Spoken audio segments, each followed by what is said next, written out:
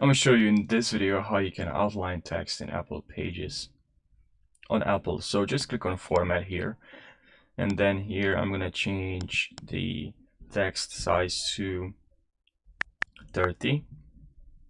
Then I'm going to click on this icon right over here, and I'm going to change capitalization to all. And now if you want to outline, just click on this button, select this button, and now it has like outline. Also, I'm going to add this so it's bold, and I'm going to change the outline color to white, or you can change to actually a different color. And you can add different type of outlines. You can also change the size of the outline to maybe 3 or maybe even 1. Okay. And